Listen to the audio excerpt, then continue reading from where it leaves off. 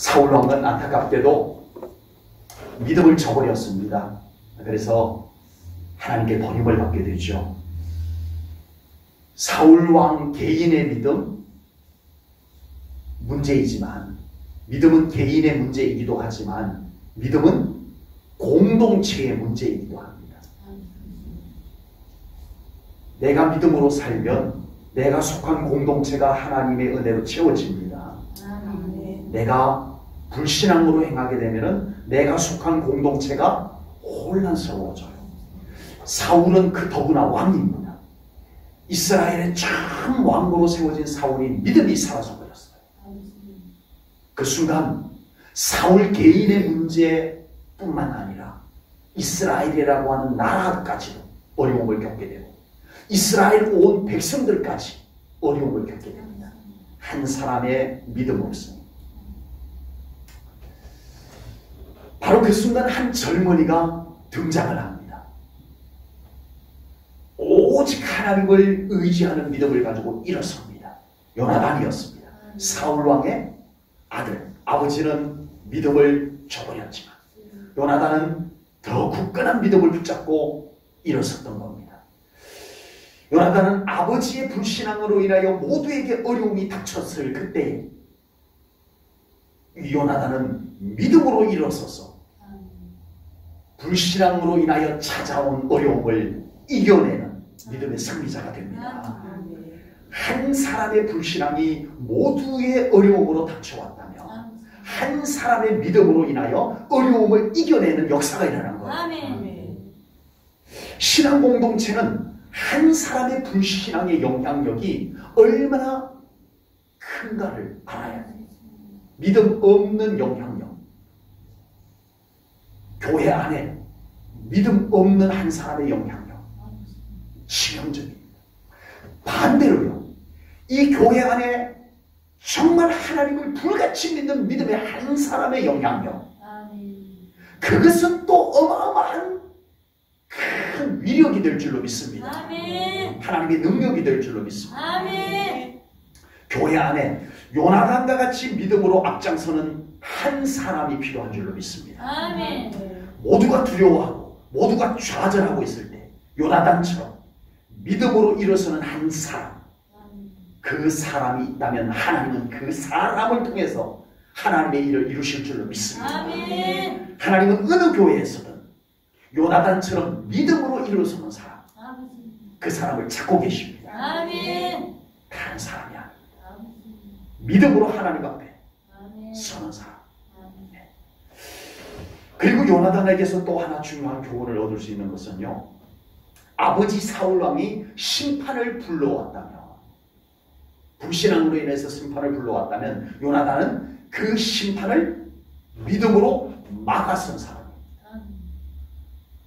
인간이 아무리 대단해도 하나님의 심판을 막아설 수 있습니다. 믿음으로 막아설 수 있습니다.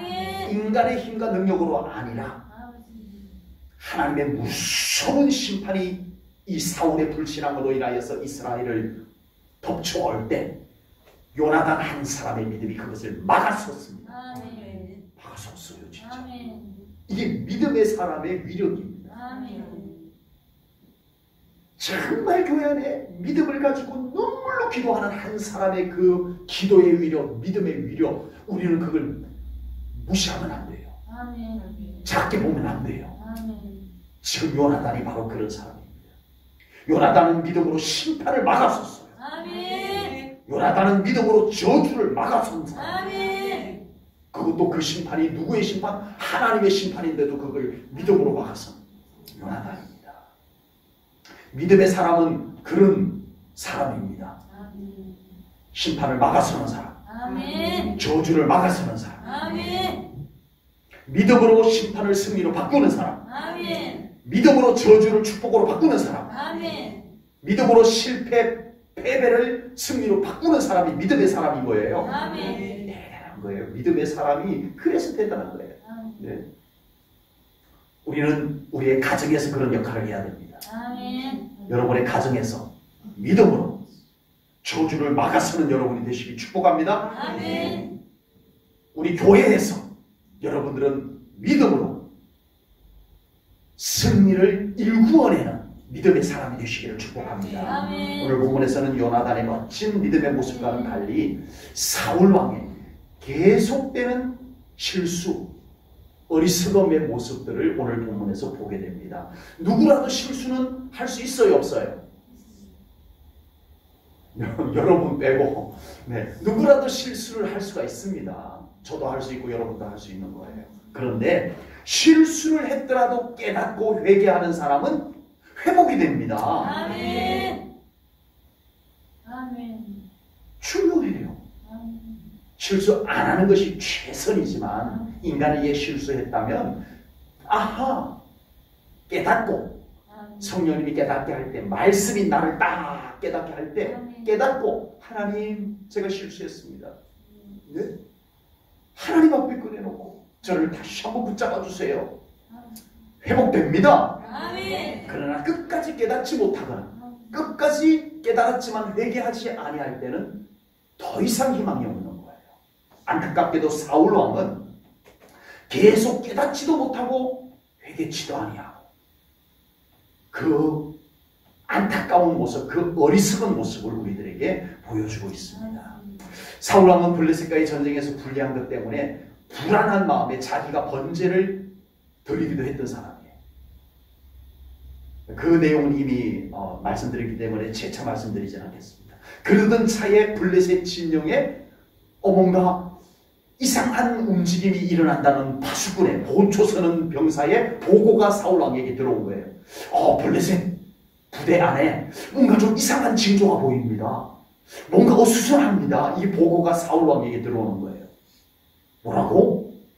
혹시 우리 군인들 중에 누가 블레셋 진영으로 돌파해서 간 사람이 있는지 한번 점호를 취해보거라 해서 점호를 쫙 취했더니 사울 왕의 아들 요나단이 경호원을 데리고 간 것이 나온 거예요. 사울 왕은 다시 또 당혹스럽습니다. 뭐라고? 내 아들이 경호원 한 명 데리고 둘이서 블레셋 진영에 들어갔다면 이건 죽으러 들어간 거지. 호랑이 굴로 들어간 거지. 큰일 났어요. 사울 왕이 나를 이어서 다음 왕이 되어야 될 저 아들인데 저 아들이 블레셋 진영에 죽으러 들어갔으니 이거 어떡할까? 여봐라, 아히야 제사장아, 빨리 언약궤를 가지고 와라. 하나님께 도움을 좀 구해야 되겠다. 이렇게 되는 겁니다. 그리고 이제 언약궤를 모시고 와가지고 이제 하나님 좀 도와주세요 막 이러려고 이제 사울 왕이 뭐 할 수 있는 방법이 없으니까 급하면 그냥 하나님 찾고 안 급하면 하나님 안 찾는 이런 모습이 지금 계속 반복되는 거예요. 그래서 언약궤를 빨리 가지고 와.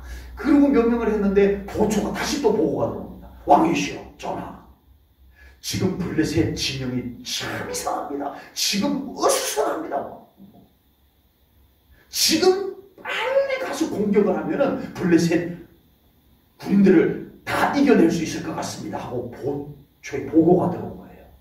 그러니까 이 사울 왕이 어떻게 해요? 언약궤 가져오지 마.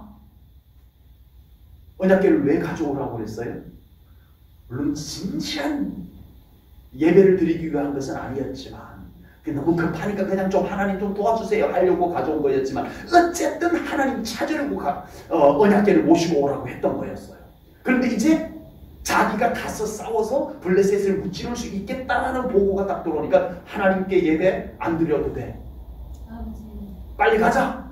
블레셋 공격하러 가자. 이렇게 된 거였어요. 오늘 본문의 내용이 그겁니다.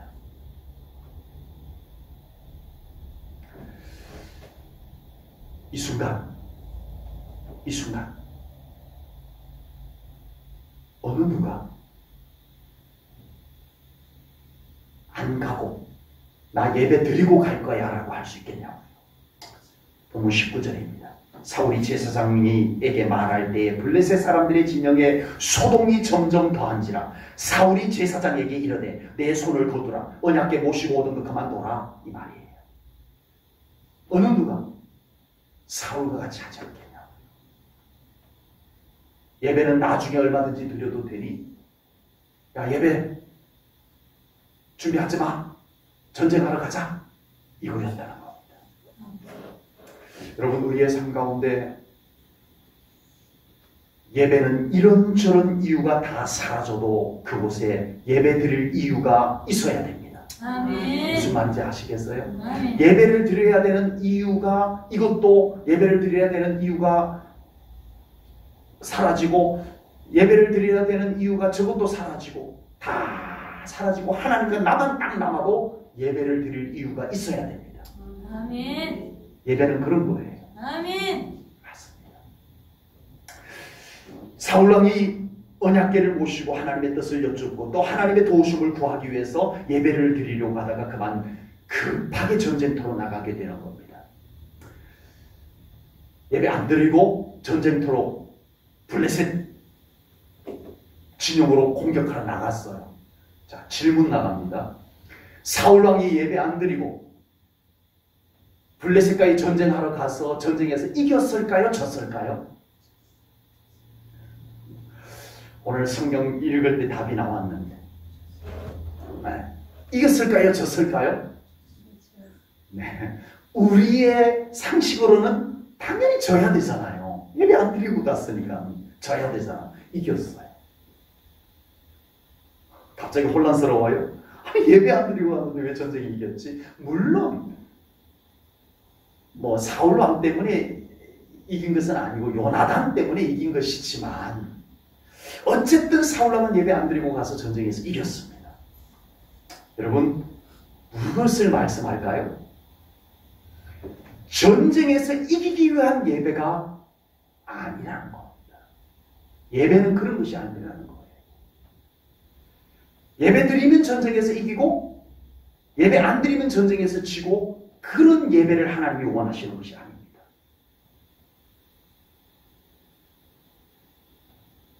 전쟁에서 이기고 지는 것과 상관없는 순수한 예배를 하나님이 원하시는 줄로 믿습니다. 아멘. 우리가 하나님 앞에 그런 예배를 드려야 돼요. 아멘. 그 어떤 다른 이유들이 다 나에게서 떠나가 버려도 오직 하나님 때문에 예배 드릴 수 있는 예배가 우리에게서 남아있어야 됩니다. 아멘. 과거 부흥회를 할 때면, 제가 어릴 때, 저도 고등학교 때 참 부흥회 많이 다녔었어요. 네, 하여튼 보따리 싸갖고도 가고, 방학 때 부흥회를 많이 했었는데, 이웃교회까지 보따리 싸갖고 가서 거기서 자면서 은혜 받고 그랬었는데, 참 제 귀에도 많이 들렸던 내용 중에 하나가, 그 부흥 강사님들이 거의 대부분 오시는 강사님들마다 그 말씀은 꼭 하시더라고요. 강사님들마다 뭐냐 하면은 예배 안 드리고 가서 잘못됐다는 거예요. 예배 안 드리고 문 일하다 그 일이 잘못됐다는 내용이 모든 부흥 강사님들 메시지 속에 꼭 들어가 있더라고요. 그래서 우리 한국의 성도님들에게 예배란 무슨 일 안 생기기 위한 예배, 무서워서 드리는 예배. 물론 저는 예배 속에 하나님의 은혜가 있고, 아멘. 예배 속에 하나님의 축복이 있다고 믿습니다. 아멘. 저 분명히 믿습니다. 아멘. 그러나 진정한 예배는 그런 결과를 얻어내기 위한 예배가 되어서는 안 된다라고 저는 믿습니다. 아멘. 진정한 예배란 오직 하나님을 경배하기 위한 예배가 전부여야 돼요. 아멘. 이제 요나단이 믿음으로 하나님을 의지하면서 블레셋 진영으로 돌파하고 들어가서 분위기를 완전히 바꿔놔버렸습니다. 블레셋 진영에는 이제 혼란이 일어나게 되고요. 이스라엘 진영에는 이제는 다시 기세가 등등하게 되는 회복이 이루어졌어요. 조금 전까지만 해도 블레셋은 기세가 등등하고 이스라엘 백성들은 두려워서 막 군인들이 도망을 가고 숨고 사울 왕은 어쩔 줄 모르고 이런 상황이었는데, 이것이 요나단의 믿음의 행동 때문에 완전히 바뀌어버렸어요. 역전이 되어버렸어요. 블레셋은 지금 완전히 혼란에 빠져버리고 이스라엘 백성들은 와 가자 이렇게 된 거예요. 네. 믿음이 역사하는 곳에는 이런 현상이 일어납니다. 아멘? 아멘. 여러분, 믿음이 역사하는 곳에는 역전이 이루어집니다. 아멘. 그것은 우연도 아니고요. 그것은 다른 그 어떤 원인도 아닌 믿음이 만들어내는 작품입니다. 아멘. 이스라엘 진영에는 두 가지 회복이 이루어졌어요. 오늘 보면 21절, 22절 말씀을 보겠습니다. 21절에는 무슨 회복이 이루어졌는지 보겠습니다. 전에 블레셋 사람들과 함께 하던 히브리 사람이 사방에서 블레셋 사람들과 함께 진영에 들어왔더니 그들이 돌이켜 사울과 요나단과 함께 한 이스라엘 사람들과 합하였고, 21절은 그 블레셋의 용병으로 붙잡혀갔던 군인들이 블레셋 군대에서 이스라엘을 공격하는 데 가담을 했던 거예요. 어쩔 수 없이 포로로 잡혀갔으니까. 그 사람들이 되돌아서 가지고 블레셋 군대를 공격했다 이 말이에요. 22절을 보겠습니다. 에브라임 산지에 숨었던 이스라엘 모든 사람들도 블레셋 사람들이 도망함을 듣고 싸우러 나와서 그들을 추격하였더라. 22절 말씀은 얼마 전에 블레셋 군대는 너무 강하고 이스라엘 군대는 오합지졸이다 보니까 이 이스라엘 군인들이 막 숨는 거예요. 도망가는 거예요. 나도 살아야 되겠어. 그러고는 막 이탈을 하는 거예요. 그렇게 도망을 갔던 군인들이 이 전세가 바뀐 것을 알고 나도 같이 싸우겠습니다. 나도 같이 싸우겠습니다. 이러고 일어나게 되는 거예요. 이 현상이 일어나게 되는 겁니다. 용병으로 붙잡혀갔던 사람들이 이 요나단의 일로 인하여서 그들이 힘을 얻고 하나님이 우리들에게 기회를 주셨다라고 하고 자기들을 포로로 잡아가서 전쟁터에 내보냈던 블레셋 군인들을 마구 공격하게 되는 거예요. 그리고 비겁하게 자기만 살자고 도망을 갔던 이스라엘의 군인들이 다시 용기를 얻고 나도 같이 싸우겠습니다. 내가 정말 지난번에 비겁하게 도망갔던 거 죄송합니다. 나도 지금 이제는 목숨을 걸고 함께 싸우겠습니다 하고 일어나게 된 거예요. 이것이 믿음의 회복의 현장입니다. 믿음의 회복은 이제 부족한 것, 잘못된 것에서 돌아서서 하나님 안에서 하나가 되는 것입니다. 믿음의 회복은 그런 거예요. 아멘. 믿음으로 회복되는 현장, 기도로 회복되는 현장, 하나님께서 회복시키는 현장에는 믿음의 사람들이 이곳저곳에서 함께 일어나는 거예요. 아멘. 부흥이에요. 이게 부흥이에요. 아직 전쟁에서 완전히 승리를 거둔 게 아닙니다. 여전히 불리해요. 그냥 전세만 놓고 보면 군인들의 숫자, 무기 이런 것만 놓고 보면 무조건 이스라엘이 아직도 부족해요. 이길 수 없어요. 그런데 분위기는 이미 이긴 것 같아요. 이스라엘 백성들이 모두가 부족함에도 불구하고 나도 같이 싸우겠습니다. 이곳 저곳에서 낙심했던 영혼들이 일어나고 비겁했던 사람들이 다시 믿음으로 일어나고 이게 믿음의 회복입니다. 여러분 교회 안에 누군가 믿음으로 일었으면 다른 믿음의 사람도 함께 일어나는 것이 회복입니다.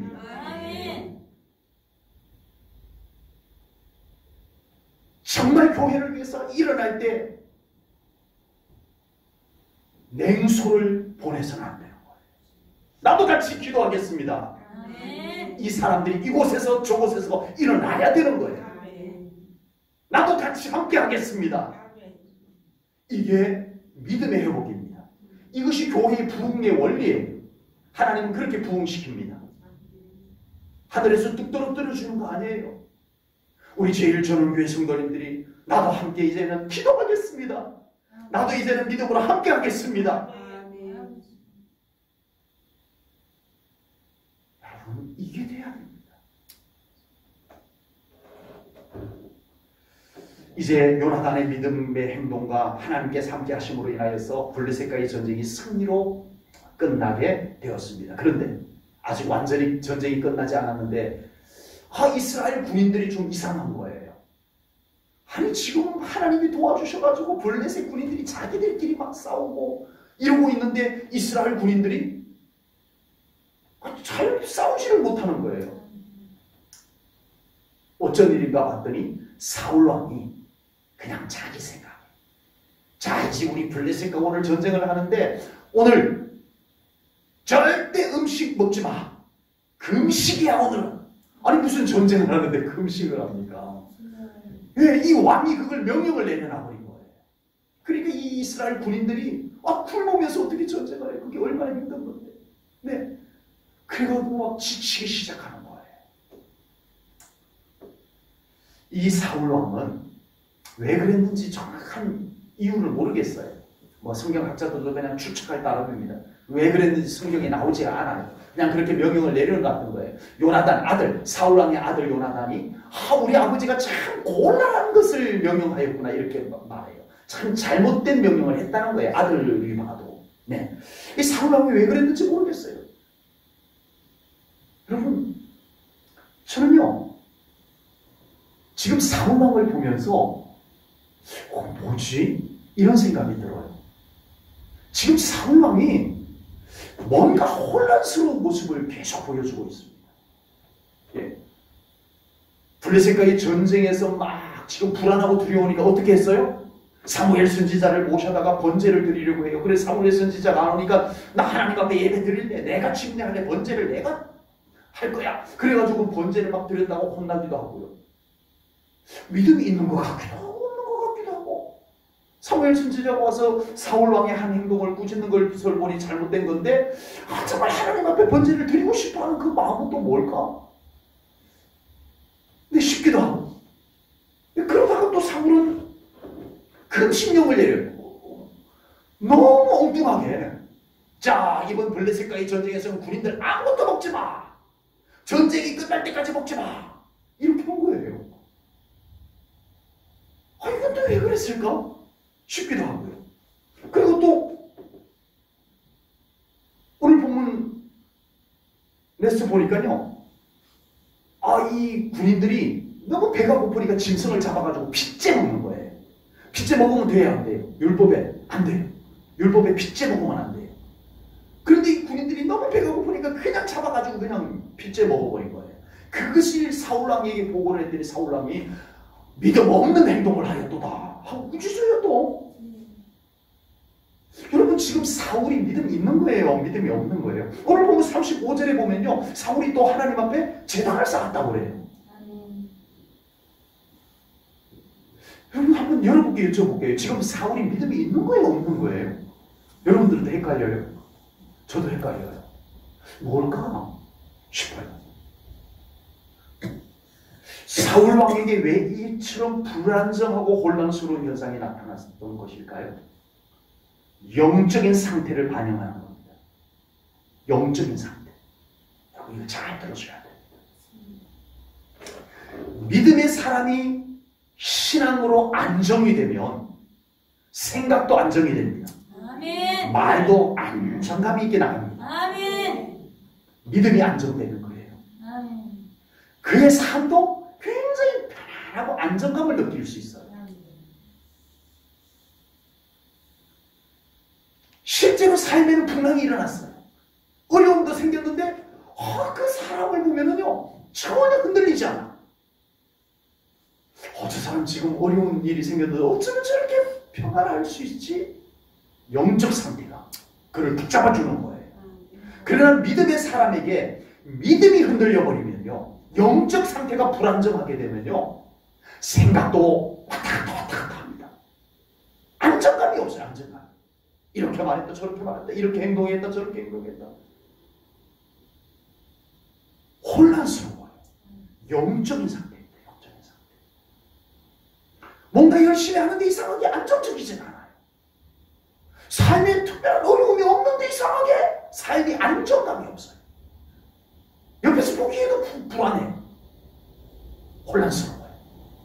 그 예가요 베드로에게 그대로 나타납니다.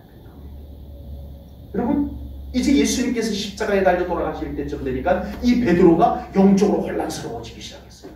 정말 예수님을 따라 났을 때는 정말 한자리 할 줄 알았어요. 예수님께서 이 이스라엘을 로마에서 해방시키고 다윗과 같은 메시아로 오셔가지고 이 나라를 완전히 메시아 왕국으로 만들어가지고 자기가 우회정하고 막 이렇게 할 줄 알았어요. 그런데 이제 예수님께서 점점 보니까 십자가에서 죽으시게 생긴 거예요. 베드로에게 딱 찾아온 것이 뭐냐면은 영적 불안감이었어요. 베드로에게 이 영적으로 안정감이 흔들리게 되자 베드로를 한번 보세요. 너희들은 나를 누구라고 하느냐 하니까 베드로가 뭐라고 해요? 주는 그리스도시요 살아계신 하나님의 아들이십니다. 예수님께서 그 베드로의 고백을 얼마나 칭찬했는지 몰라요. 그런데 베드로가 예수님께서 하신 말씀이 나 이제 십자가에서 죽어야 되느니라. 예수님, 제가 지켜드릴게요. 절대 그런 일이 없도록 제가 지켜드릴게요. 예수님께서 사탄아 내 뒤로 물러날지어다. 그 고백에도 꾸지람을 들어요. 그러다가 게세마네 동산에 올라가가지고는 기도해야 되는데 영적으로 불안하니까, 불안정하니까 막 자요. 그러다가 예수님 붙잡으러 오는 대제사장의 종의 귀를 칼을 빼가지고 네 이놈 하고는, 아니 우리 예수님을 잡아가려고 해 하고는 칼을 내리쳤는데 어부다 보니까 칼솜씨가 조금 시원찮았는지 귀가 딱 잘려버렸어요. 예수님 지켜주겠다고 막 이러는 거 보면 또 베드로가 또 뭔가 하는 것 같다가 또 어떻게 됐어요? 나 예수 몰라. 나 예수 모른다니까. 3번씩 부인. 베드로가 왜 이래요 도대체? 의리로 말하면 베드로 따라갈 사람이 없습니다. 의리로 얘기하면. 네. 조직, 깡패들, 의리 저리 가라. 베드로, 의리 하나는, 근데 이 베드로가요, 의리도 어디 가고 없고, 주님을 향한 고백도 언제 했냐는 식이고, 왔다 갔다 해요, 왔다 갔다 해요. 여러분, 이게 왜 그렇게 왔을까요? 왜 그렇게 왔을까요? 영적인 겁니다. 여러분, 영적인 겁니다. 아멘. 우리 믿음의 사람이요, 영적 안정감을 잃어버리면 아멘. 삶이 전체가 불안정해요. 어수선해요.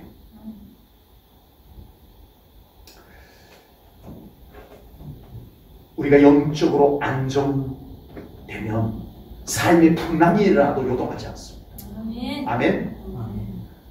영적으로 딱 믿음이 잡혀 있으면요, 삶의 어려움이 생겨나도 안 흔들려요. 아멘. 여전히 예배하고 여전히 기도합니다. 이게 흔들려버리면, 이 영적인 중심이 흔들려버리면 요동을 치는 거예요. 작은 문제 때문에 요동을 치는 거예요. 별것 아닌 말 한마디 때문에 요동을 치는 거예요. 영적 안정감을 잃어버립니다. 여러분, 영적 안정감을 딱 찾은 사람 한번 보세요. 어떤 시험거리 앞에서도 흔들리지 않습니다. 여전히 하나님 앞에 서서 믿음으로 영광 돌리는 모습을 볼 수가 있습니다. 바울과 실라가 복음을 전하다가 빌립보 감옥에 갇혔지만 그들은 영적 안정감을 가지고 있었어요. 감옥 속에서 내일 끌려나가서 죽을지 알 수 없는 그들의 신세를 그들은 두려워하지 아니하고 찬송과 기도를 올려드릴 수 있는 안정감을 가졌습니다. 아멘. 아멘. 이게 그냥 생긴 인간의 담대함 때문에 온 거예요? 아닙니다. 아멘. 바울과 실라 안에 영적 안정감이 있었기 때문에, 확신이 있었기 때문에 그렇습니다. 베드로가요, 예수 몰라 했던 베드로가요, 예수님 때문에 복음 전하다가 감옥에 갇혔어요. 세상에 하나님의 사자가 베드로 구하러 들어와 봤더니 베드로가 자고 있네요. 그런 베드로가 아니에요. 불안해서 어쩔 줄 몰라 해야 될 베드로예요. 나 좀 살려줘 이래야 될 베드로가 하나님께 맡고 편하게 자고 있어요. 두드려 깨워가지고 데리고 나갔어요. 다니엘이 영적 안정감을 찾으니까 나 하나님 절대 부인 못합니다. 사자우리에 던져 넣으려면 던져 넣으시오. 나는 하나님 절대 부인 못합니다. 그래서 결국은 사자우리에 던져 넣었어요. 사자우리에서 하룻밤 자고 다음날 아침에 다리오 왕이 다니엘아 살아있느냐, 너의 믿는 하나님이 너를 지켜줬느냐 그랬더니 다니엘이 나 좀 빨리 구해주세요 한 소리가 아니었어요. 왕이시여, 좋은 아침입니다. 만수무강하시옵소서. 아니, 세상에 굶주린 사자우리에서 어쩌면 이렇게 편안한 목소리가 들려올 수 있냐고. 영적 안정감이. 여러분, 우리는 다른 것이 아닙니다. 영적 안정감을 찾아야 됩니다. 우리 예수 믿는 사람들이에요. 왜 삶이 혼란스러울까요? 왜 우리의 생각들이 막 이리저리 뒤엉킬까요? 왜 우리의 말들이 복잡해질까요? 왜 우리의 삶이 도무지 열심히 사는데 안정감이 없을까요? 여러분들의 영적 믿음의 안정감을 먼저 찾으셔야 됩니다. 아멘. 이것부터 우리 하나님 앞에서 붙잡아야 됩니다. 아멘. 정말 하나님 앞에 눈물로 기도하는 형식적 신앙이 아니라 우리 하나님 손을 꽉 잡는 이 과정이 우리들에게 꼭 필요한 줄로 믿습니다. 아멘. 기도하겠습니다. 하나님 아버지, 오늘도 귀한 수요 예배를 통하여 말씀 나눕니다. 아버지 하나님, 오늘 귀한 말씀처럼 이제는 우리가 정말 하나님 앞에 온전히 서는 믿음 가지고 요나단처럼 우리 자신의 신앙생활을 위해서, 삶을 위해서, 그리고 우리 제1전원교회를 위해서 우리가 믿음으로 굳건히 서게 하여 주옵소서. 아멘. 이스라엘의 어려움 속에서 요나단을 통하여 회복이 이루어졌던 것처럼 우리 제1전원교회 기도하는 성도님을 통하여, 믿음의 성도님을 통하여 제1전원교회 안에 놀라운 회복이 이루어지게 하여 주옵소서. 아멘. 이제는 여기저기에서 믿음의 사람들이 일어나게 하여 주옵소서. 아멘.